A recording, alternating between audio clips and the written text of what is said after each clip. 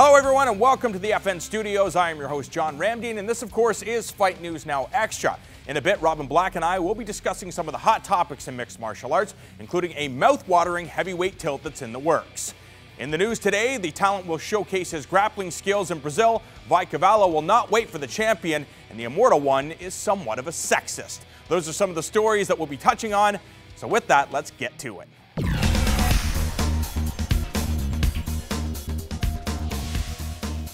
It appears that ADCC champion Fabrizio Verdum, who is the heavyweight division's #1 contender, will not wait for Cain Velasquez to get all healed up. The Brazilian spoke to MMA Fighting and stated that he could be taking on the terrifying Travis Browne in the main event of a yet-to-be-determined event. The former BJJ world champion has been perfect in his return to the big show, winning 3 straight, including an armbar submission victory over mixed martial arts great Minotauro Nogueira. Welterweight Mett Bраун had some choice comments for women competing in the sport of mixed martial arts, stating they don't have KO power, and if you were to spend $60 to watch them fight, they better be topless. He compared the women's division to the men's flyweight class and feels they are just not built for power. Middleweight competitor Alan Belcher will be competing in Brazil this February, but it won't be in mixed martial arts. The talent will test out his jiu-jitsu skills in Rio in the Copa Podio heavyweight jiu-jitsu tournament. The 28-year-old is still suffering the after effects of an eye injury and is unable to step into the cage for now. The Roufusport representative is coming off back-to-back losses in the UFC to Michael Bisping and Yushin Okami. I'm now joined by Mr. Robin Black, and what in the hell is Mett Bраун thinking making those crazy comments? What did he say again? Saying that women don't have power and they'd rather see them naked and blah, blah, blah. I know, I know. No, seriously. Yeah, he's out of his mind because all you have to do, as you and I were talking about it, Sarah Kaufman has a ton of knockouts. Dude, yeah, seriously, Sarah Kaufman started her career 8-0 with 8 knockouts. If you're gonna talk trash about stuff, you gotta be factual, you know? So first of all, is it a fact that he would like to see women without their tops on? It probably is, but it's not cool to say that, man. And I mean, I'm not the, thought police. Dana White sometimes is the thought police, and you might see him getting a little bit of trouble for this. It's like, look, these are athletes who do all the same work that the guys do. They go in and they do all the hard work in the gym. They, commit, they sacrifice, they cut the weight, they do all that stuff. And to kind of undermine them and say you'd just like to see him with the things hanging out is a bit disrespectful, and you're wrong about the KO power. I'm amazed that he said it. Just when you look at the fact that mixed martial arts has been scrutinized since its inception, and all these athletes have fought so hard to get where they're at, to get the respect from not only the sports world, but the regular community, to have a guy that competes in MMA hold down the women like that, it really, it kind of speaks volumes about his character. Yeah. He talks about the flyweight division.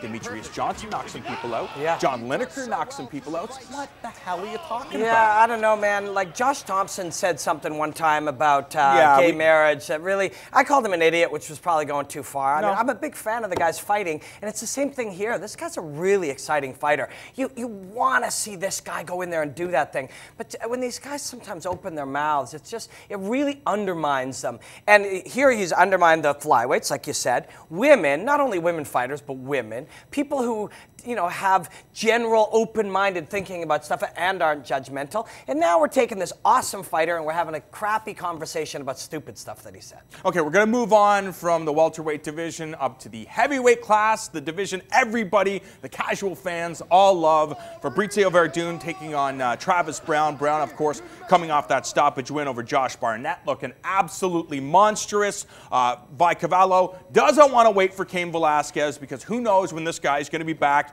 He needs to line his pockets. Actually, he probably doesn't need to line his pockets. All he has to do is tour the world, teach some jiu-jitsu, win some jiu-jitsu tournaments, and I'm sure he'll be okay. But it just shows you what type of competitor he is. He wants to get in there because he said, you're only as good as your last fight, and in order to stay relevant, people have to see you. Yeah, elite skill-wise and guys on top of their games and deadliness of heavyweight fighters. This is the best non-title fight that you can see in the world right now in the heavyweight division. I mean, Verdum is not only the best, I mean, he submitted Fader.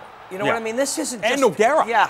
Yeah, good point. This is not just one of the best jiu-jitsu guys in the world. This guy's striking has looked better and better and better. And then you got Travis Browne, who looks kind of unstoppable right now. How did he lose? He tore his leg open. Yeah. Other than that, nobody's beaten him.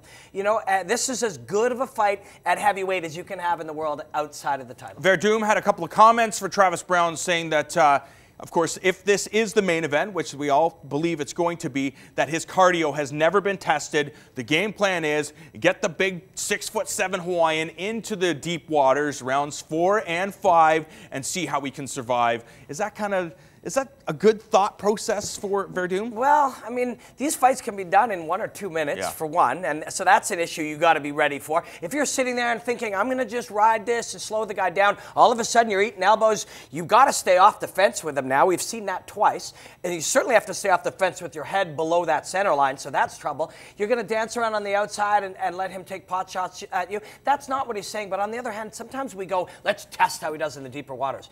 Well, what if he passes that test? What if this guy's in crazy shape? And a lot of times when you don't get the chance to show something, you're really happy. You know, you're really happy. Oh, I never had to show my striking. Oh, I never had to show my takedown defense. Oh, I never had to show my cardio. You're really happy when you got it in your back pocket that it's really, really on par. Well, you have to imagine that he does have cardio conditioning. The guy trains in New Mexico, just like Ben Henderson. You know, in elevation, the guy's Colorado, Arizona, and New Mexico. So you have to expect that Travis Browne will have a deep gas tank. And he's got a great gym and great training partners and great coaches, and he's had years now to be saving up the ability to go into those late rounds and never had to show it. It's a great fight. I don't have one guy ahead of the other, really, because we haven't seen as much of Browne, but we're going to be forced to see it, and he might be up to it. How important is it to have that ace up your sleeve? Just kind of not show everybody everything when it comes to MMA competition. Yeah, we often say it is a chess match, but sometimes it's a poker game, and you got cards on the inside. It's nice to have. I can't wait for that heavyweight tilt. Don't go anywhere.